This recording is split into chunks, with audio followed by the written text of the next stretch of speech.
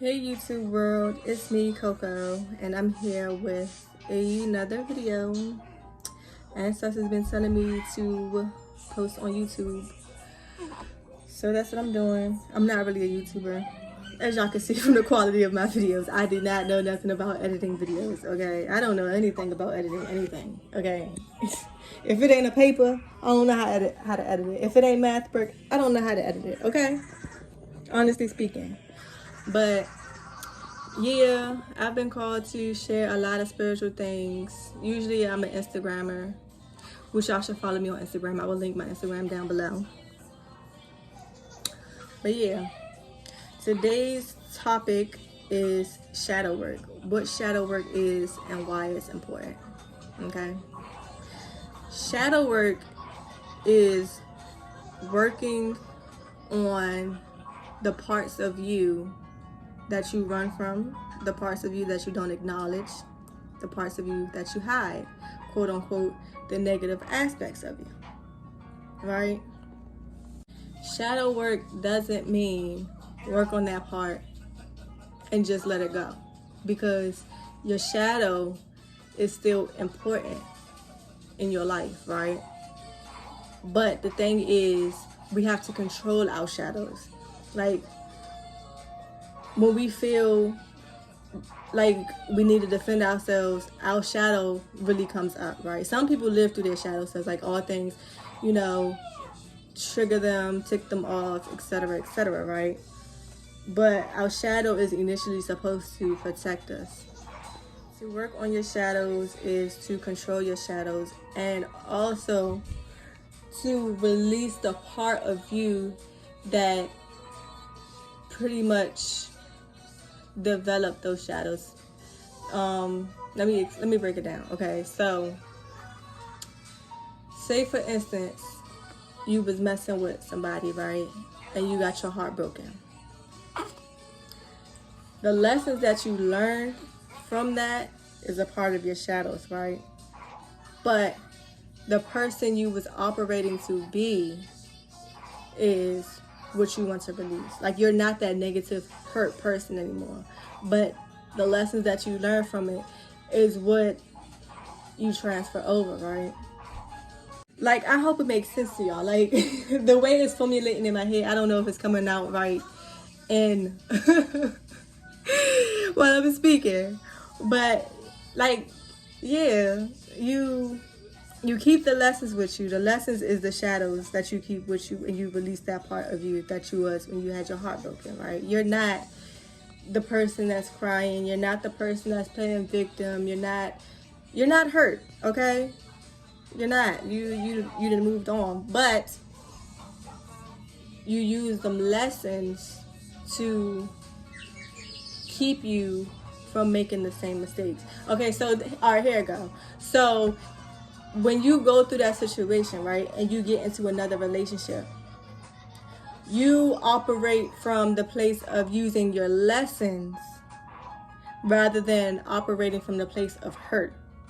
There you go. Okay, so you got your heart broken, right? Whatever lessons that you learn is what you use to move forward, and you leave that hurt behind, right? That's pretty much what it's like to work with your shadows and release the parts of you that is no longer you. Shadow work is very important because I don't know if y'all noticed, but without shadow work, we are forever self-sabotaging, whether it be relationships, whether it be our mindset, whether it be work, you know, our journey in life, period. Like, we always self-sabotage because we don't integrate our shadows with our everyday lives, or we operate from the place of hurt rather than operate from the place of the lessons, right? And I say we because I'm still a part of that. I'm learning. I am literally practicing what I'm preaching. I'm not one of them people who's going to say one thing and do another. Like, no, I'm actually practicing what I'm preaching. This my Momo. She the one who really got me started on my spiritual journey. But anyways, there's a difference between healing and doing shadow work, right? Healing is just putting a band-aid over an open wound, right? when you heal, you're only looking at the surface level. You're not looking at the underlying issue of the wound. And shadow work is looking at the underlying issue of the wound, right? Example, I personally have abandonment issues, right? Like, I've had bad relationships. I wouldn't say I had bad relationships because I never really did relationships, but I've had, pretty rocky relationships. And the whole time I'm operating through life, I'm thinking I have trust issues. Trust issues for me personally. It is not for everybody. Everybody is different. Everybody went through different life lessons. But trust issues for me was a surface level issue, right? And the thing is, I personally don't have trust issues. I give trust until you break the trust. When you break the trust, then it's a done deal. But looking through life, walking through life, I'm thinking I have trust issues. So one thing I tried to heal was trust issues. But once I started doing my shadow work, I realized that my trust issues came from abandonment issues, right? Which really does go hand in hand, because if the person that you trusted and you love the most abandoned you, how can you trust somebody else? But when you're looking at it on the surface level, you're not thinking about the person that abandoned you. You're thinking about the person that hurt you. And we're going to have a lot of people that hurt us. Not too many people abandon us because we don't let too many people in. But anyways, so that's something that I've been working on with my shadow self. So being as though all this time I was operating from a place of hurt rather than a place of lessons, it really showed. Like, I didn't let people get close to me. If you did get close to me and I felt like you wanted to leave, I will blow up on you and push you away before you make that decision to leave. Now that I am working on my shadow self, when it comes to my abandonment issues, I operate from a place of lesson. Like, don't look at it as them abandoning me. Look at it as they serve their purpose in my life, or there were certain lessons that I had to learn when, while they were in my life. Like, my mother is my abandoner, pretty much. She's still in my life, but she's my abandoner. And it's a lot of hurt and it's a lot of life lessons that come with that. But that's how I interpreted it. Each person have their own way of interpreting their shadow selves as they work with their shadow selves. But that's just an example. And that's how I am working through that one aspect of shadow. And let me tell y'all definitely want to work on that shadow work, because like I said, healing is just a band-aid. As soon as you go around whatever caused that wound, it's going to bleed through that band-aid, and that band-aid is going to fall the fuck off, and you're going to go back to the person you was before you healed. Trust me. It's so cliche to say heal, heal, heal. No, you have to work on that shadow self of you. You really have to do that shit. And shadow working is a forever going process.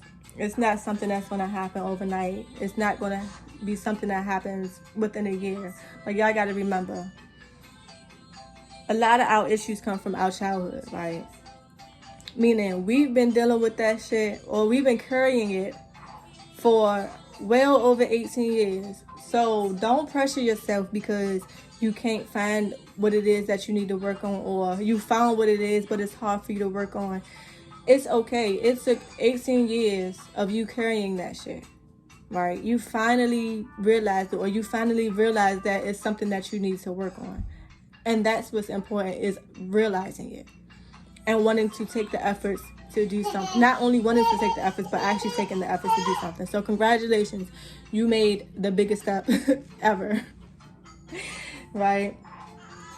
And it don't matter how old or how young or where you at in life, your career, how many kids you have. Like, You should always do shadow work. You can always do shadow work. I am 26 with 3 children. Like I said, I've been on my spiritual journey since I was 22. And I'm thinking, oh, I need to heal, I need to heal. No, it's shadow work. So I'm 26 with 3 kids, finally started my shadow work. And, oh, it's okay. I got you. It's okay. It's okay, baby girl. Mommy right here. And it's been a journey. So far, it's been a journey, but it's definitely worth it. Because as you heal those childhood traumas, you're healing your ancestor. You're healing your future generations. Like, that's what you're doing when you're really working on your shadow self. You're not only working on yourself, but you're working for those who came before you and those who are coming after you. But that's another story for another day that I'm going to talk about. But yeah, shadow work is very important. Shadow work is forever ongoing. And it may not be easy, but I guarantee you it's worth it. And you don't have to go through shadow working alone. You can hire a coach, or you can talk to somebody about it. I mean, you don't necessarily have to have a coach.